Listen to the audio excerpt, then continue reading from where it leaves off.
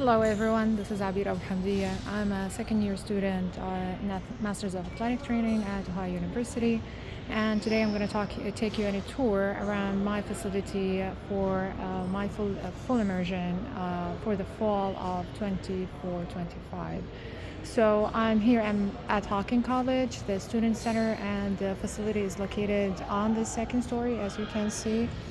And the student center itself is located perfectly in the middle of their outdoor sports venues, in addition to the classrooms and the dorms in the back of the building.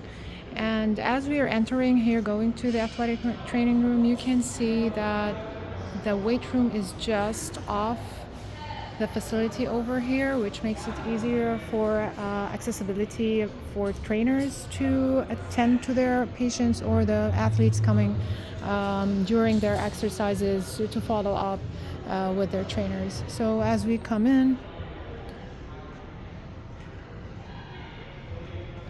you can see it's a nice space, open, high ceilings, provides good ventilation around here. And there are two emergency exits, one in the back and one right here. In addition, we have an emergency exit sketch here that informs whoever is around this area about the nearest exits and where they are around the building. What I like the most about our facility here at Hocking College is having the ramp that provides easy access for whoever needs it, any person on a scooter because of an injury or a wheelchair. That makes it easier for them rather than having someone to assist them going in and out. Of course, there is an elevator to the second story to provide accessibility as well. The space is quite simple.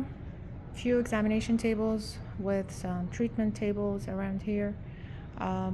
These are this is a shed and a cupboard for rehab equipment that we have here, and we make sure that we have things that would assist us in the sport specific exercises to prepare the athletes for return to play.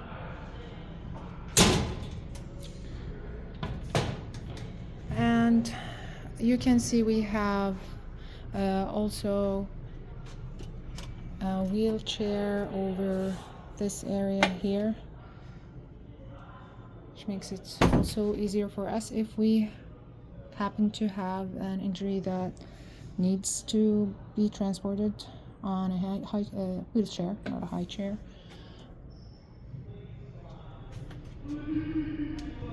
And we don't have many of the equipment like therapeutic modalities. We have the moist heat pack over here, and we're gonna try and show you the manufacturer labels and the updates and the approvals on it over here. And since we don't have any hydrotherapy room or whirlpools, so we don't have any GFI outlets around here, we do have a pool on the first story that if in case we need to use it for aqua therapy, or we need to have a lifeguard in duty to be able to do that. In the back we have offices, but usually the athletic trainers prefer to sit comfortably around the area casually. And unfortunately, none of these are a physician's office, so anyone who needs a physician will either go to their provider, or we refer them to one of the Ohio Health physicians that we are in contract with. Complying with the OSHA rules, we do have a fire extinguisher over here, and as you can see, it's approved And these fire extinguishers are not only placed inside the athletic training room that is so close to the track and the weight room, but on the track we have many fire extinguishers that are placed all around the track, uh, which makes it easier for just in case, God forbids, anything happens. They don't need to run too far to get a one. In addition, inside the shed, we have our AED over here, which is inspected regularly, in addition to the rest of the medical kit that we use on in or inside our facility over here. And of course, we have our personal protective equipment, the gloves with multiple sizes to fit any of the trainers or interns who will be um, practicing in this space. And on this side, we can see the biohazard bin, which has the refill bags just conveniently placed beside it, and we have the instructions here very clear about what should be thrown inside it. Unfortunately, we don't have a sharps container, and that's because we don't have any like physician around who's using any, and we don't provide any treatment that requires using any of the sharp instruments. As far as the spine board, we don't have one inside the facility. There's one by the pool with the flotation devices. However, during our home games, we cannot really use that spine board as well. We wait for the EMS to come and do the spine boarding at Hocking College. As far as the EAP, it was provided to every single person part of the emergency action plan through email, and it enlisted all the policy and procedure manual for Hocking College, in addition to the emergency action plan, listing all the individuals included in the emergency action plans needed, and the order of leadership, let's say, for who's going to be taking leadership in any of the incidents that might happen around Hocking College. And that was very helpful, and it also enlisted the weather precautions for the heat illnesses, the temperatures, and the reactions with regard to practice times and water breaks needed for each category.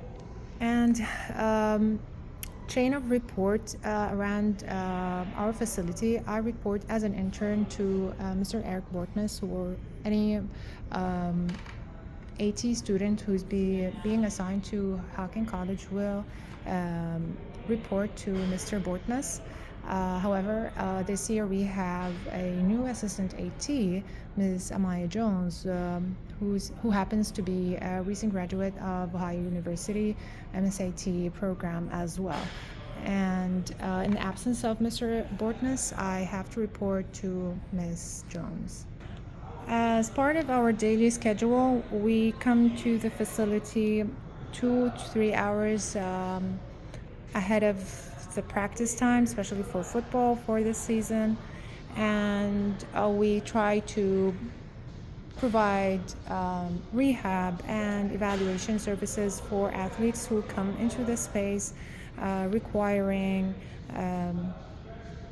any evaluations regarding injuries that are happening on field, re-evaluations, in addition to rehab exercises, and for the chronic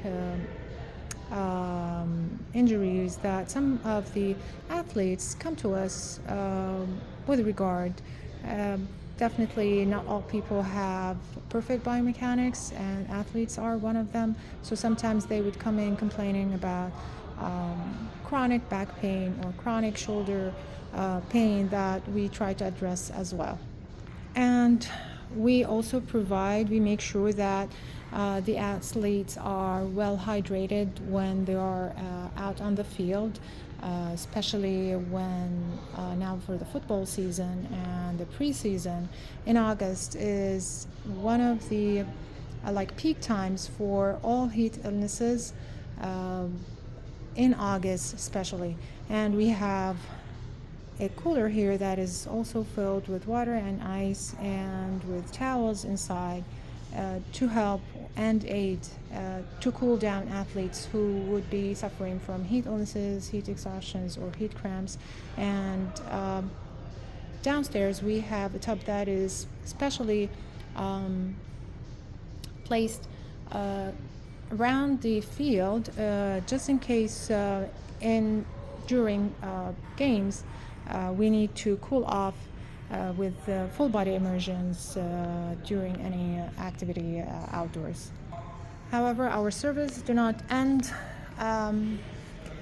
just by providing the water and the coolers. We need to go with the football team or any sports that's going to be practicing outdoors and closely observe their practices, their techniques. Also, we need to communicate with coaches about any athletes who are going to be on limited activity or going through concussion return to play protocols, and any of the athletes who are going to be off play for that day and for how long they're going to be off play. And throughout practice, we try to monitor the WBGT for the humidity percentage and try to modify practices according to our readings to make sure athletes are practicing in a safe environment. And after practice, we usually stay for an hour for anyone who needs rehab or a quick re-evaluation of an on-field injury that happened, or someone is complaining about something or needs wound care that needs further attention after being on field.